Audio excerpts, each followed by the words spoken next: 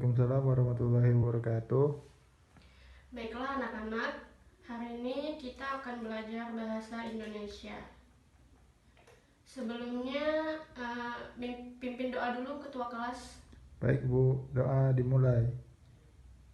Doa selesai. Sebelum belajar Ibu mau nanya dulu ya, siapa yang tidak hadir hari ini? Hadir semua Bu. Hadir semua. Ya, Alhamdulillah. Jaga kesehatan selalu ya. ya, Jangan keluyuran kalau tidak penting. ya Kalau Bu. keluar pun harus memakai masker dan jangan lupa cuci tangan pakai sabun. Ya Bu.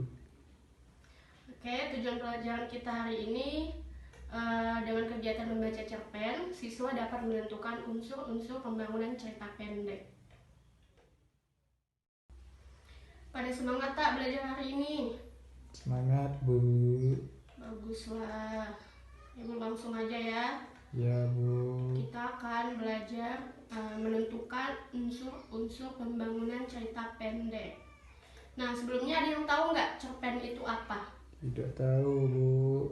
Ya, jadi cerpen atau cerita pendek adalah jenis karya sastra berbentuk prosa dan bersifat fiktif yang menceritakan atau menggambarkan suatu kisah yang dialami oleh suatu tokoh secara ringkas, disertai dengan berbagai konflik dan terdapat penyelesaian atau solusi dari masalah yang dihadapi.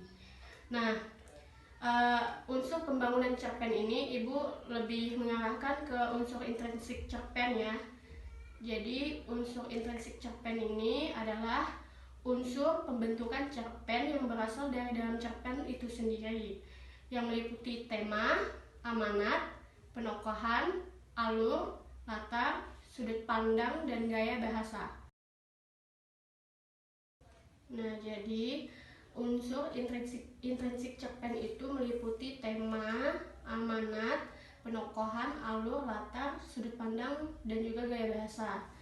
Nah, ada yang tahu nggak tema itu apa? Tidak tahu Bu. Ya, karena mungkin anak-anak belum pernah belajar ini ya, ataupun mungkin sudah lupa ya. Jadi Ibu jelasin ulang aja lagi ya. Jadi tema itu adalah gagasan yang menjalin struktur isi cerita. Nah, selanjutnya amanat. Kalau amanat itu merupakan ajaran atau pesan yang hendak disampaikan oleh pengarang. Dan yang ketiga ada penokohan. Penokohan itu merupakan cara pengarang menggambarkan dan mengembangkan karakter tokoh-tokoh dalam cerita. Yang keempat ada alur. Alur itu pola pengembangan cerita yang terbentuk oleh hubungan sebab akibat ataupun bersifat kronologis. Nah, yang kelima ada latar atau setting, meliputi tempat, waktu, dan budaya yang digunakan dalam suatu cerita. Yang keenam sudut pandang, yaitu cara pandang penulis cerpen dalam melihat peristiwa di dalam cerpen. Dan yang terakhir itu gaya bahasa, yaitu cara penulis menyampaikan cerita di dalam cerpen. Nah, sampai di sini paham? Paham Bu. Nah, jadi ini Ibu ada tugas 1 sampai 3. Di sini kita kerjakan belajar bersama-sama ya. Yang pertama itu unsur apa saja yang dominan pada cuplikan cerita berikut. Ini Ibu bacain ya. Terus solusinya bagaimana? Kita berempat sudah berunding karena Maya takut gelap. Dia harus selalu tidur lebih dulu dari kami, tidur minimal setengah jam sesudahnya supaya ketika kami mematikan lampu dia udah tidur. Kalau dia terlambat berarti resiko dia. Tapi karena kami baik, siswi tertawa sejenak. Jika ternyata kami sudah tidur dan dia belum boleh menyalakan lampu minyak, nah biar yang lain tidak terganggu sinarnya lampu minyak itu, dia pindah ke tempat tidur yang paling ujung bergantian dengan Dinda. Begitu Bu. Nah, di sini ada yang tahu nggak unsur apa saja yang terdapat pada cuplikan cerita berikut? Tidak tahu Bu. Nah, seperti yang kita lihat ya, di sini tuh ada temanya, lalu ada penokohan, ada alur, ada latar, sepertinya itu aja ya. Oke, selanjutnya di latihan yang kedua. Di sini ada yang paham tak, anak-anak? Sudah paham? Sudah, Bu. Selanjutnya, latihan yang kedua. Bagaimana watak dari tokoh yang ada pada cuplikan tersebut? Ibu baca lagi ya. Ya, Aku Bu. tahu emak tentu tidak akan datang. Tidak mau, katanya tidak pantas. Sekolah itu kan tempat priayi loh, guys. Emakmu ini apakah tidak ilok kalau berada di tempat itu? Walah, mak. Priayi itu zaman dulu. Sekarang ini orang sama saja. Yang membedakan itu kan isinya. Aku menekankan telunjuk ke keningku. Itulah Gus, ya, emak maksudnya priayi. Emak tidak mau ke tempat yang angker itu. Nanti emakmu ini hanya akan jadi tontonan saja, karena plongo kayak kerbau. Kasihan kamu, Gus. Nah, anak-anak ada yang tahu nggak di sini watak tokoh pada cuplikan tersebut apa? Tidak tahu, Bu. Hai, semua ya kalian tidak tahu ya. Ya, Bu. Tapi tadi kalian bilang sudah paham, gimana ini? Tahu juga, Bu. Jadi di cuplikan cerita tersebut watak tokohnya itu protagonis ya. Selanjutnya latihan yang ketiga atau yang terakhir. Bagaimana keadaan latar yang ada pada cuplikan berikut? Kalau Bapak mengizinkan, saya ingin meminjam kendaraan untuk membawanya ke rumah sakit.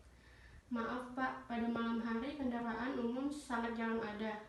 Boleh, Pak Asmar, bawalah naik anak itu cepat-cepat ke dokter. Ini kunci mobil dan sedikit uang untuk berobat. Nah, jadi di sini latarnya itu sepertinya jelas di rumah ya. Dia meminjam mobil untuk membawa anaknya ke rumah sakit atau ke dokter.